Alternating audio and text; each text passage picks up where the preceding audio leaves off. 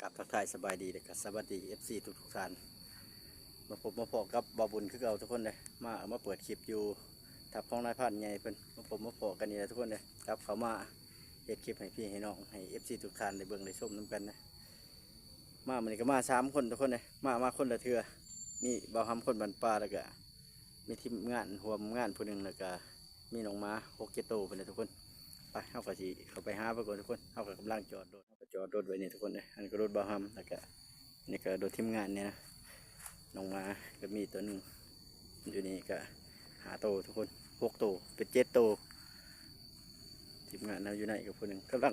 เฮ็ดกินทุกคนเลยเฮ็ดกินตอนเที่ยงแล้วก็สีไปหาของกินแดงสบายดีบ่ครับเป็นรังใส่ทุกคนโอ้ห่างหายเหิงเดี๋ยวนี้เนาะเป็นเด้อให้หน้าแล้วล่ะโอ้เพิ่นแล้วทุกคนเลยเฮาก็แล้ว4-5 มื้อบ่ได้ไปซอยกันเลยเนาะปีนี้เนาะ ต่างคนต่างก็มีภาระไฟมันทุกคนเลยไปเฮาก็หาเฮ็ดอยู่เฮ็ดกินก่อนทุกคนก็จังสิไปนะจะเฮ็ดหยังกินแต่มื้อนี้บ่ทันได้มีแนวบ่ได้เอาหยังมาจากบ้านเด้อกำลังไฟกับเปียกทุกคนในพันเพิ่นก็กลับหลายมื้อแล้วแหละเขาเมื่อไปลำหน้ากันในพันใหญ่เพิ่นนะเฮ็ดอยู่เฮ็ดกินอยู่ทุกคนมื้อนี้ก็มีหมกม่วงมีอันนี้มาทีมงานก็เอาเขาสารยังมานอน2 คืนทุกคนเขาสารเบิดเขาสารจังกับเขาทุกคนเดี๋ยวมะเขือแล้วก็ลวกมะแข้งลวกผัก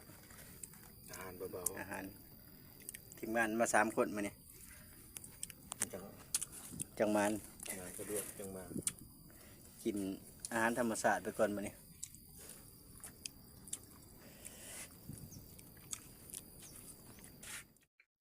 บ่ทำเผ็ดนะกินของหวานตบท้ายมะม่วงมาเด้อเขาก็มองทุกคนเลยโอ้ยก็ไม่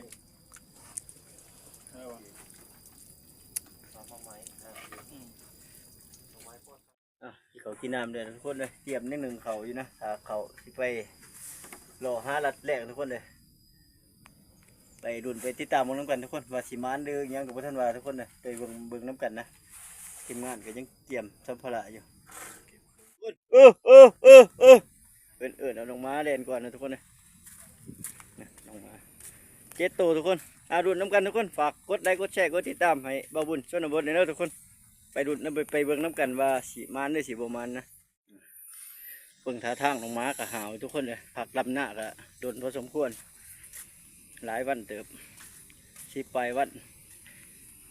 ไปเบิ่งน้ำกันทุกคนเลยว่าสิเป็นจังไดนะสีมานโบเดอร์แนวแล้วก็ไปดุนไปเบิ่งน้ำกันทุกคนฝากเป็นกำลังใจในเด้อทุกคนว่าสิเป็น FC ทั้งฝั่งลาวฝั่งไทยแล้วก็ต่างประเทศ USA ก็แล้วแต่นะฝากเป็นกำลังใจบ่าวบุญชนบทในเด้อก็ย่างออกมาทุกคนแดดก็บ่แห้งไปเลยมาหอดแดดดานนะแดดก็บ่หอนบ่แจ้งบ่ได้แต่เช้าเพราะคึมฝนทุกคนเลยนี่ก็บ่ายเติบแล้วแหละไปรุ่นเบิ่งน้ำกันจักสิเป็นแนวอะไรพอหรือบ่พอก็ไปเบิ่งน้ำกันทุกคนเลยขึ้นมาหอดผู้แล้วทุกคนเลยย่างมากขึ้นมากก็ใกล้เติบแล้วแหละบ่ได้ถ่ายให้เบิ่งตอนเขาปีนขึ้นมาทุกคนย่างตามทางไปสิลงเกี่ยวลงดุมหมดเลยทุกคนเลยคิดว่าสิได้การกลับทุกคนเลยการมานับนะการเลาะมาคำพอแล้ว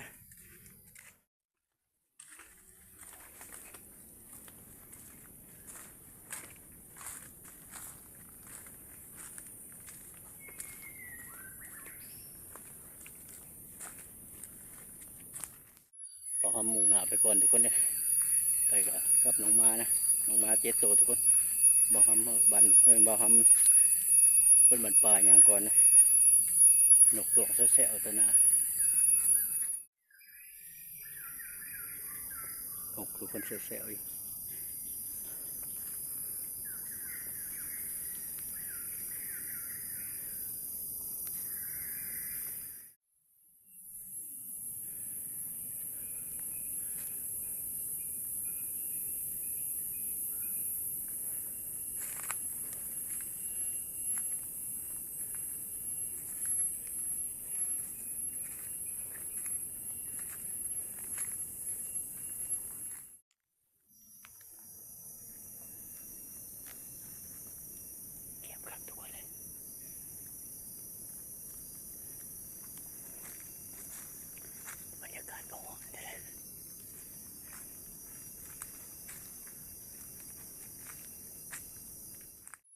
เป็นผู้มาเป็นวันที่สองทุกคนเลยมีโลกผู้อยู่วันหนึ่งนะหลอกไปตามตะลิงผู้ไปเรื่อยๆทุกคนบางทีเพาะสัตว์ใหญ่นะเมื่อกี้ก็ไล่ไก่ฝาทุกคนในวันนกขวานะน้องมาไล่เมื่อกี้ทุกคนไปติดตามมันทุกคนเลยว่าสิมานยังนะตอนนี้ก็บ่ทันไหนยังเนาะทุกคนเนี่ยนั่งเพาะไก่ขวาตัวเดียวก็เลยบ่ได้ยิงสำหรับ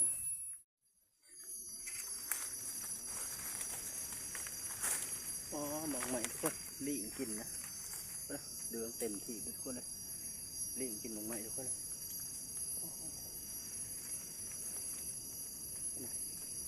มองใหม่นะลิงกินเต็มที่ด้วยทุกคนเพื่อนจะต้องหลังกันหลายกัน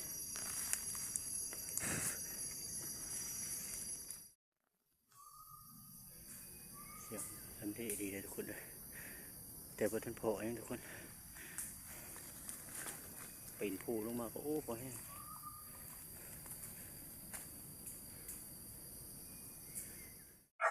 เอาแล้วทุกคนเลยไปบนน้ำกันทุกคนว่าสิเป็นยังนะเอาโคมเนี่ยมันก่อนทุกคนลงมาโคมมาทุกคนเลยลองเบิ่งตัวนั้นนะมันจะมันใส่อยู่ด้วยนะเห็นปะ บ่เห็นส้มมือข้างนั้นเอ้ามันตันอยู่บางหนามาแดงจ้ะท่านก็ส่องไฟเบิ่งทุกคนเลย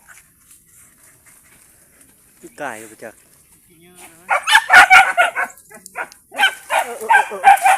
เห็นอยู่ไฟเจ้านะ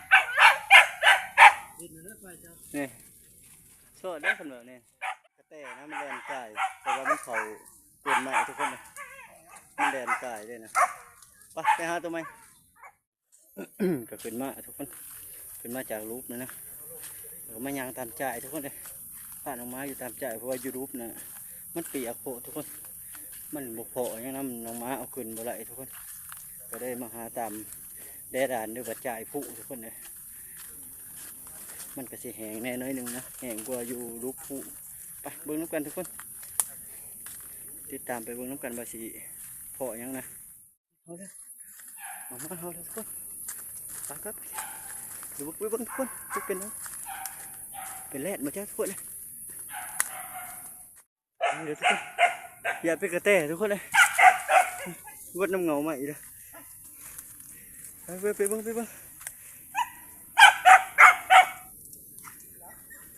อย่าไปกระแตนะ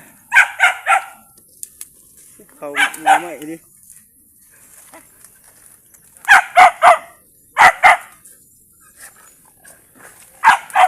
แต่ตามเคยทุกคนเลยผ่านดีนะมันเอากลิ่นหยาทุกคนเลยฝนตกนะแต่เก่านะมาในพันใหญ่นะบกผ่านเขาเคยมาในพันใหญ่นะไปหาตัวใหม่อีกทุกคนเลยตัวตามเคยทุกคนเลย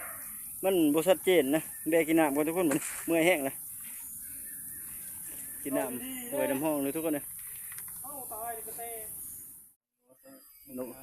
รูปเธอทุกคนเลยเท่าไรหมูก็ในพันใหญ่อยู่ส่วนบนเลยทุกคนเลยปูหน่อยเนี่ยมันเห็นไก่กระดิ่งเลยไปย่างต่อทุกคนเลยภาพบรรยากาศทุกคนเลยมาหากินเลยก็เพื่อเลยถ่ายแต่ภาพบรรยากาศนะแต่ว่าไม่ทันพอยังเลยทุกคนมันไรขาดต้องมาตะปูทุกคน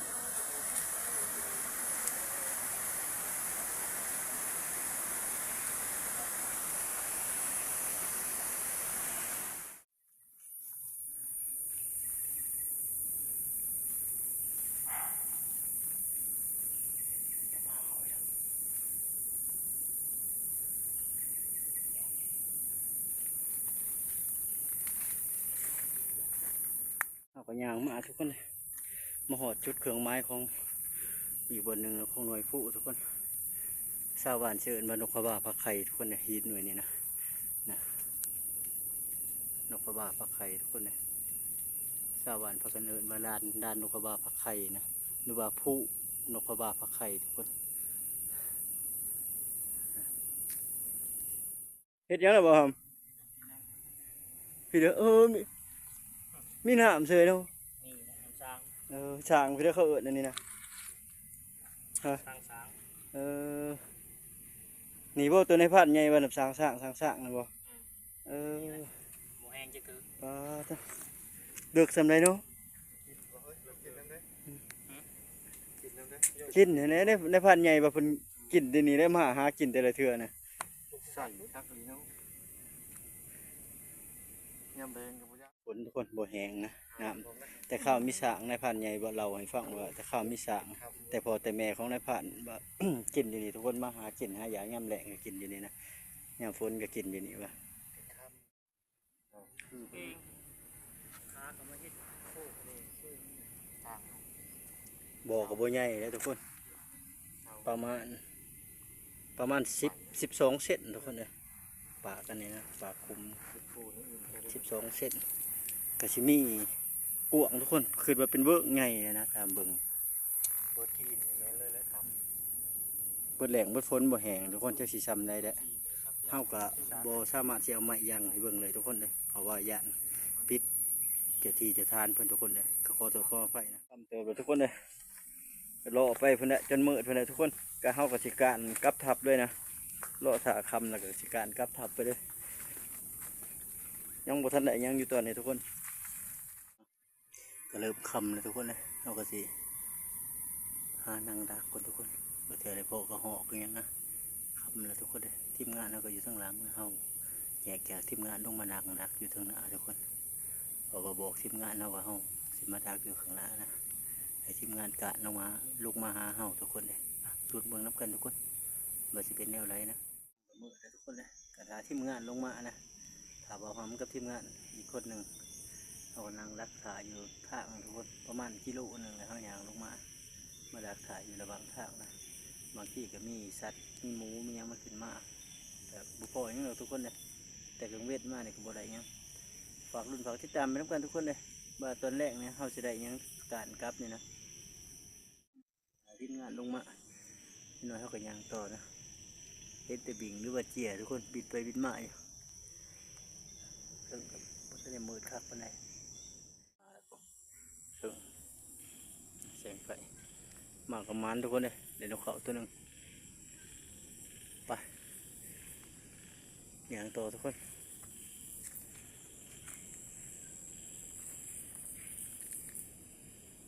ย่างเข้าสิย่างก่อนนะทุกคนไปแล้วก็ไปทาเป็นยานเลยทุกคนเลยบางทีพอมาเลยทุกคนเลย3 แต้มเป็นนกเบิดนะอยู่น้ำบ่อห้ามคนบนป่าทุกคนเลยเพิ่นเก็บไปนะ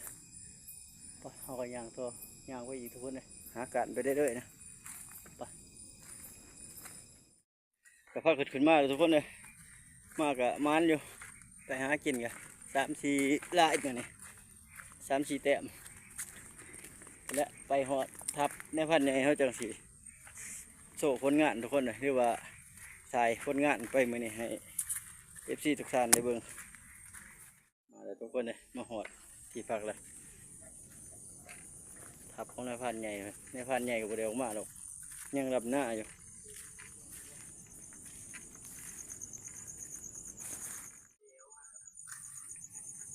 บ่ทำจมไปเด้ๆทุกคนเลยหลับแล้วอยู่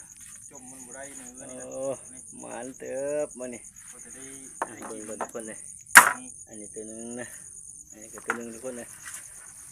อันนี้ก็ตัวหนึง อันนั้นก็2 ตัว อันนี้ก็ตัวหนึงทุกคนเป็น4 ตัวนะมันอยู่ทุกคนเลยตัวนี้ก็เอาไว้เสาทุกคนเลยเหมือนกับนกเขานะแล้วนี่ก็กับนกเขาเขียวเสียดกินแดงทุกคนเสียดอาหารแดงนะครับทีมงานกับคำของเขาเลยบาบุญก็อัดล้อก่อนนะทุกคนเลยยิ้วเขาแห้งอันนี้ก็4 ทุ่มเลยเดี๋ยวนี้นะขาดว่ากินเขาวแล้วพอดีตี 1ทุกคนเลยเสร็จสิได้นอน เขาเนาะบ่แม่นนกโอ้ยเป็นนกเฮาแล้วได้ โอ้มันนี่เลยทุกคนเลย ไฟเป็นชิไม้เล็กปิงเลยเล็กปิง ว่าชื่อนกเขาแล้วมันทำบ่ได้มั้งเป็นนกเฮาบ่ได้มัน บางโอ้ ตัวเธอเกลียงนี้เนาะ ก็เป็นแต่ละได้หนึ่งเยอะสมองเบิ่งมือ เอากับมุกฮ้อยังวะ ก็ได้มองในห้อง เจ้ามามุกฮ้อกันยังวะแม่นดีเลยเนาะ ขึ้นก้อยขึ้นง่อยนี่ได้หมด ว่าประตูหมดงามหมดนะ หมดน้ำ หมดงามหมดงาม น้ำ โอ้บ่เป็นจะอยู่แล้วพุ่นนะจะหมดทั้งหมดแล้วซ้อมมาขูดใช่ไหมครับ ใช่เห็นอย่างนี้ อาหารแดงทุกคนเลยเห็ดขัว แบตโทรศัพท์ ขัวนกใส่กับบางง่ายอาหารเมนูมื้อนี้ทุกคนเลย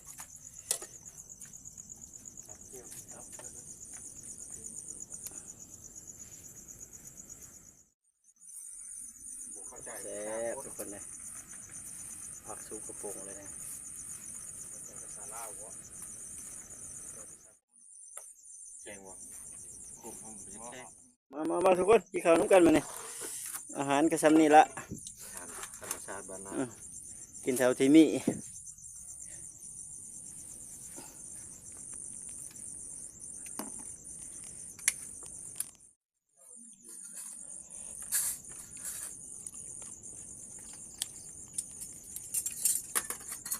ต้นกระแทกหรือมาเนี่ย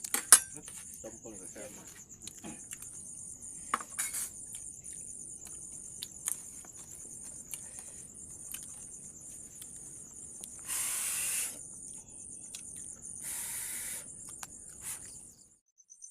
มือจะฮะได้จะอยู่ปลายมาชีพ บอกดีทุกคนเลยยัง2 คนเลย ไปเลย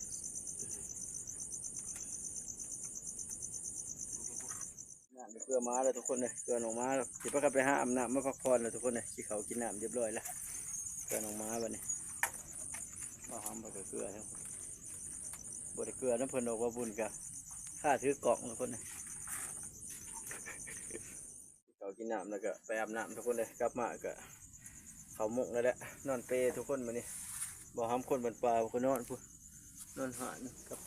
ทีมงานอีกคนหนึ่งทุกคนนอนหานนำกันนะส่วนบ่บุญก็นอนเปรคือเอามาหอนนี่ก็ขอบขอบใจทุกท่านที่เขามาเบิ่งมาชมแล้วก็มาติดตามให้กำลังใจนะสำหรับคลิปนี้ก็มานพอได้กินอยู่ทุกคนเลยสำหรับคลิปนี้ขอฝากสำหรับทุกคนพอๆกับบาบุญไหมในคลิปต่อไปทุกคนสำหรับคลิปนี้สบายดี